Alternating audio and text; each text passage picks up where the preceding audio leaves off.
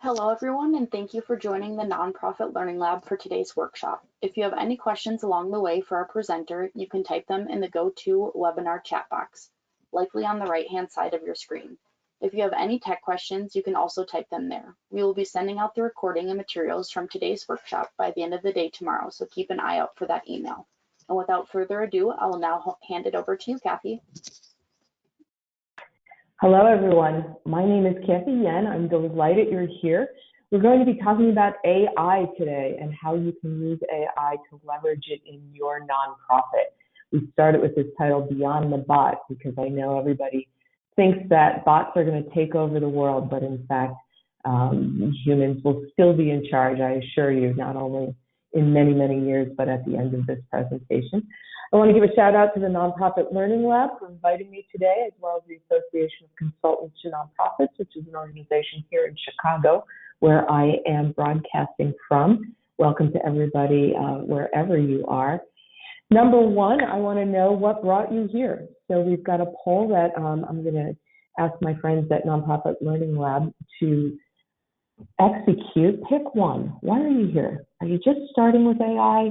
Are you kind of comfortable with it and are interested in learning some use cases or tips and tricks? Are you here for fundraising, which is the bane of the existence and why so many of us have to keep on the learning curve? Or that last one, Board President made me come.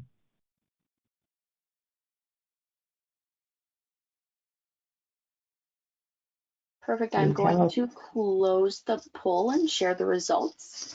It looks like Great. 32% just starting with AI, 32% looking for applicable use cases, 36% looking for tips and tricks, and 0% for the other two. Oh, great. Awesome. That is exciting to hear that we're all kind of learning together. Thank you for that. I have to tell you, though, 0% on that last one. That's why I'm here. I am someone who, at least a year ago, working with my largest client, the board president and the executive director for months and months kept coming back from their meetings, from their donor presentations, all the rest of it saying, you got to use AI, you got to use AI, you got to use AI. And so we finally said, okay, let's figure out how we're going to use AI. So this is very much putting us right into those first three choices. A little bit about me. I'm a management consultant, kind of working at the intersection of management, leadership, and strategy. I am very, very interested in project management and trying to figure out at all times what problem you're trying to solve before we get into exactly what that solution is. And that actually is what brought me here today and why it's important to say that my ED wanted to get us using AI, because we started with that question. Are we using AI because it's trendy and all your donors are telling us we have to use AI, or do we really have a problem we need to solve?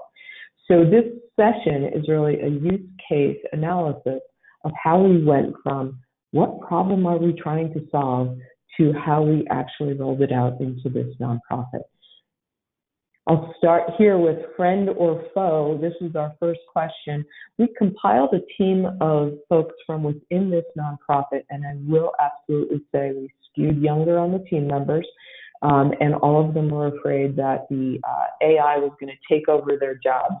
But in fact, we learned that was not the case, and we began this process of trying to figure out where in this nonprofit were we going to be able to use AI effectively. I will say to you that this nonprofit we'll be talking about is $3 million nonprofit youth services out-of-school programming here in Chicago. Now, we'll talk about values quite a bit. How do values for your organization impact how you use AI? And I know that sounds a little bit fluffy, but it actually becomes very, very important as you choose tools and choose use cases. One of our values is integrity, so I'm going to start right off and tell you I wrote every word of the presentation you're about to hear. This is not a ChatGPT generated presentation, but those cute little doodles are. The little superhero and the harbinger of death were created by ChatGPT. My logo was created by Fiverr, but I popped that logo into ChatGPT and asked for a color pattern for this presentation and for some of the other work I do. So along the way, you're going to hear me do some sort of sidebar call outs for when I used AI to actually even create this presentation. So the case study review starts with these 4 questions, and these really are the ones that I'd like you to bring into your analysis of AI.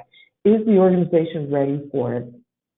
That big question that matters so much to me, why?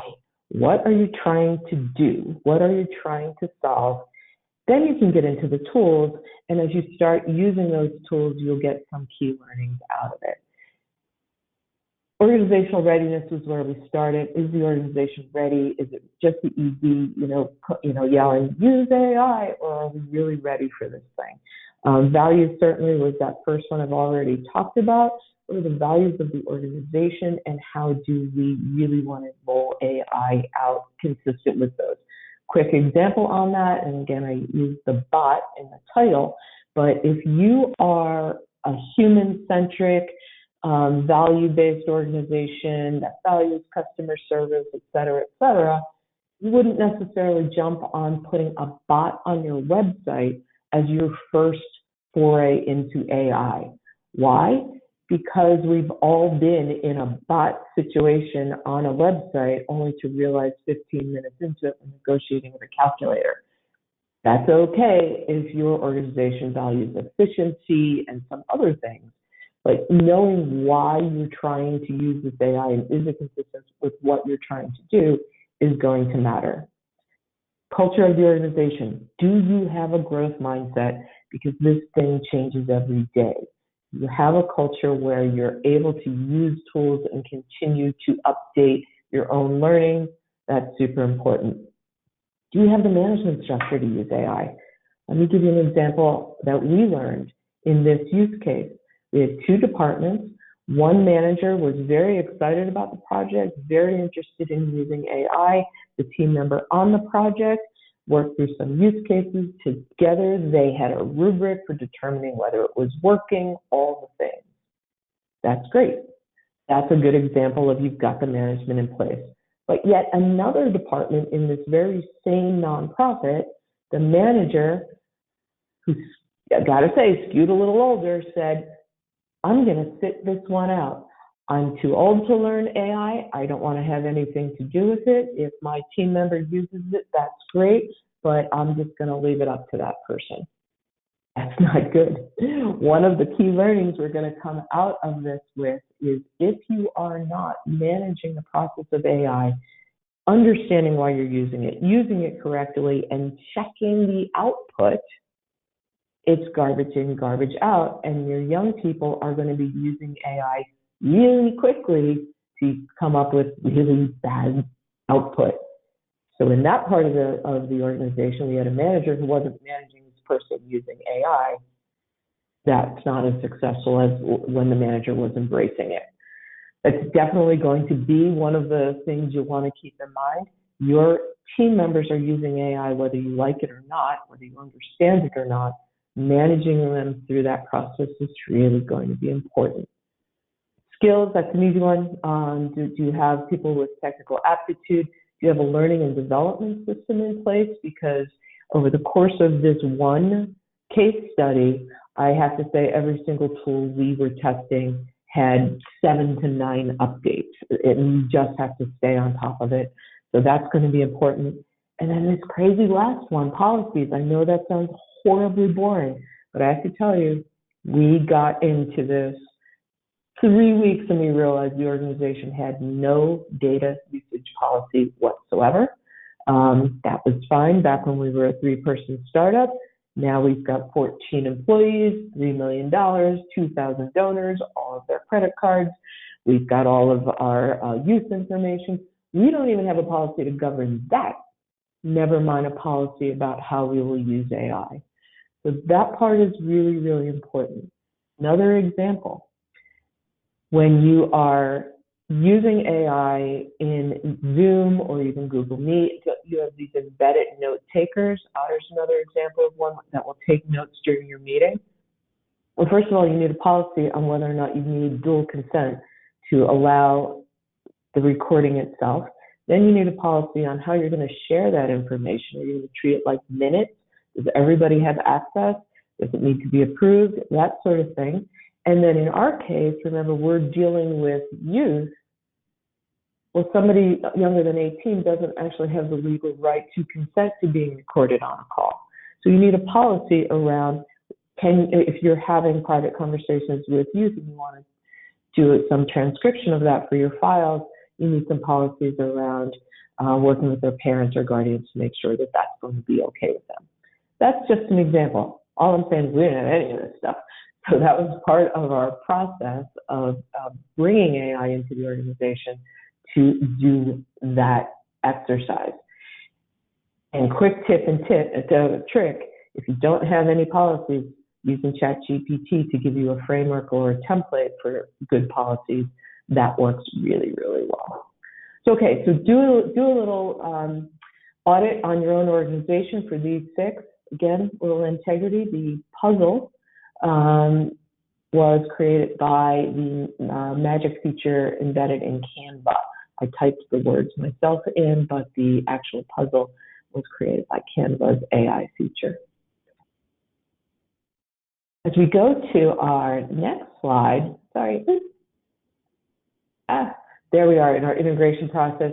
Once we decided, okay, we're going to work on this organizational readiness process, then we'll go into the integration process. We set our goals, then looked at the tools, then we worked on use cases to apply those tools that we've been sharing learning. So our team meets every month, and we have mini conversations by department through the month.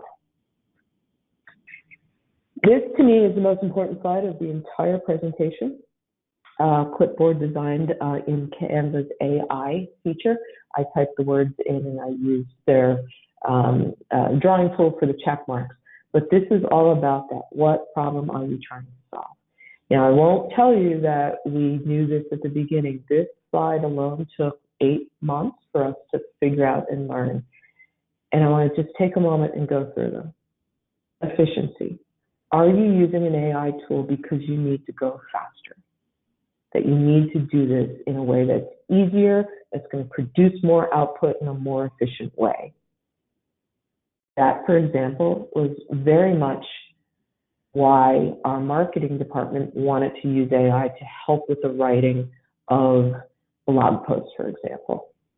Effectiveness is different. We're not looking for quantity of output, but we're looking for depth of impact. We're looking for quality. This was super important to our development and fundraising team.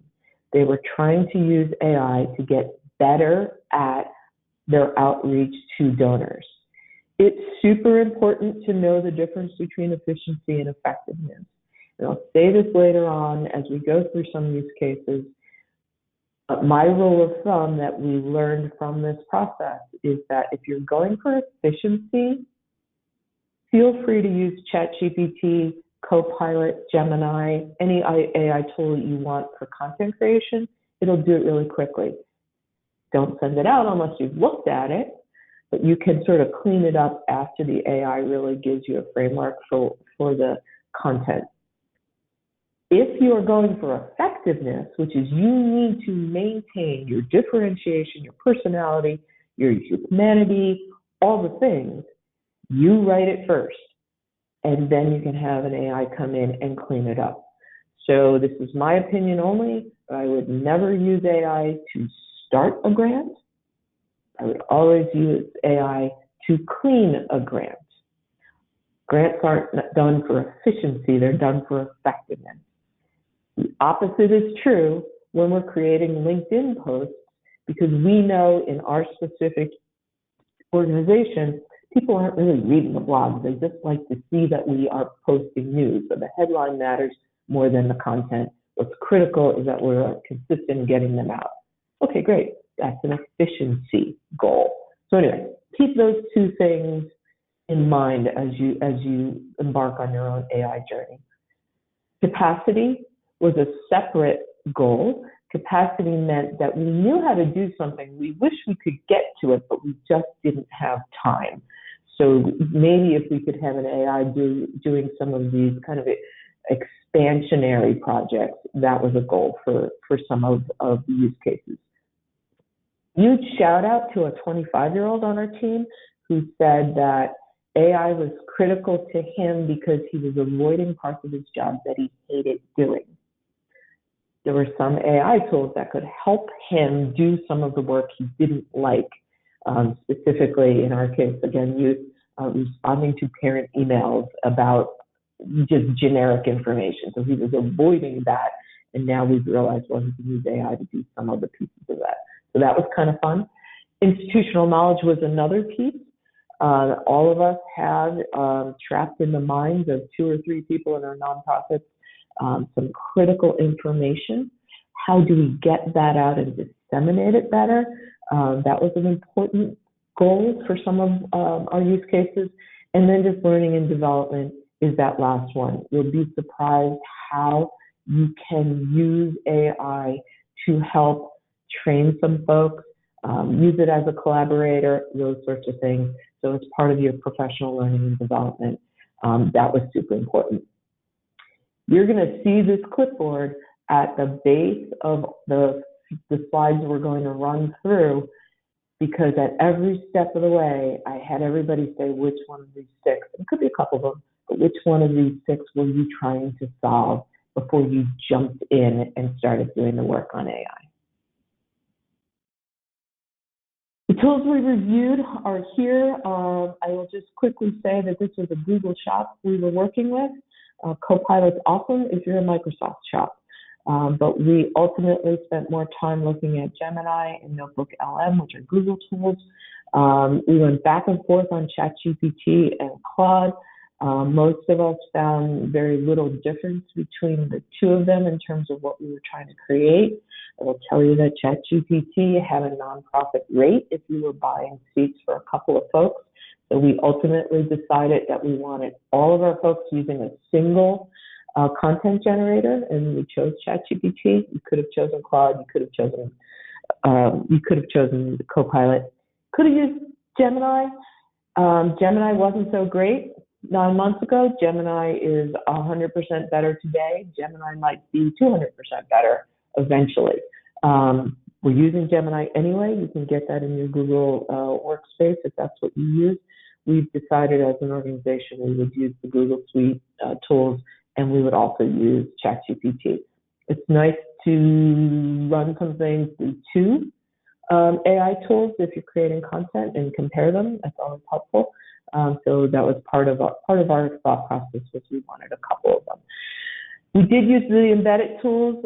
We tested Adobe, we tested Canva, we tested LinkedIn, we tested Asana, we tested a couple other things in some software we used. They're okay. They're not great. They'll get better. But we found using some of the whether it was Claude or ChatGPT or Gemini, creating content there and putting it in some of these other tools that look like they're adding on AI just because, rather than great at it yet, was a better option. A learning to take away. We decided as we went through this that if we didn't have expertise in what we were trying to do, if we didn't understand what success looked like in the goals we were after, we actually didn't use the tool. So while you will hear on any podcast you listen to, you too can become a coder with no expertise, we decided that was a bad idea. We also did not explore many tools that were sort of a single function thing, and they were all subscription based. Again, we want to use the free stuff first, and then limit our exposure to things that would cost us additional money. This is something, the way I look at nonprofits. I kind of do audits on the 6 segments of organizations. So I show this to you today only to say that we actually did a use case in every one of the petals if you will, everyone in the departments in this organization, except finance. We learned early on that if accuracy was the goal you were trying to achieve, AI is not yet ready for you. So we didn't test anything in the finance realm, but we tested them in the other 5. So the fundraising is development, community is how are you presenting externally to other areas of the sector, marketing, communication programs, and admin. So what we'll do is get this whole slide deck out to you. Let me go ahead a little bit. I've got a page on how we did it: admin, programming, development, marketing, and community. I think we're only going to have time to do one of these, so I'm going to ask you to do a quick poll and decide. So as our friends from Nonprofit Learning Lab run that poll, pick one. We'll go through the winner on this short webinar.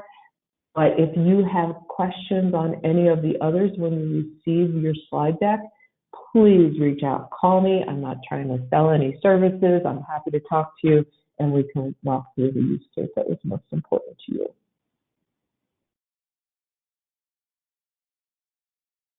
I'm going to give it just a few more seconds. Sure.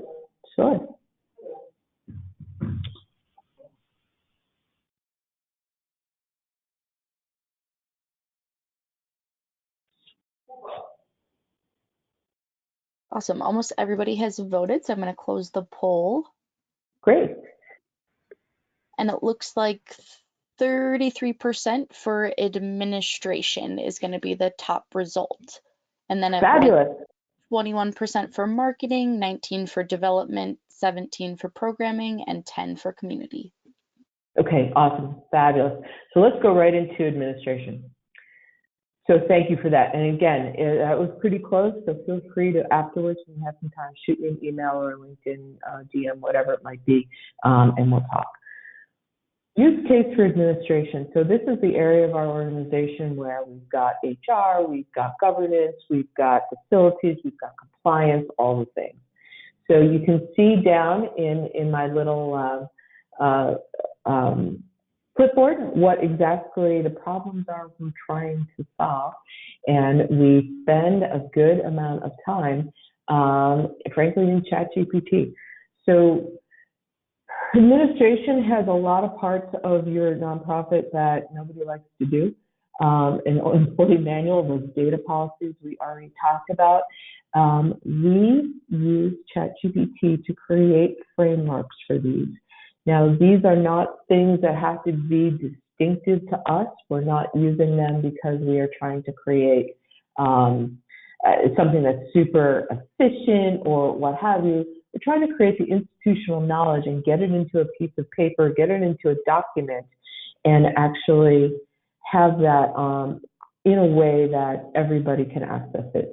So we just went into ChatGPT and we used some prompts. So this is the kind of organization we have. You're helping us with a manual, and you get an outline.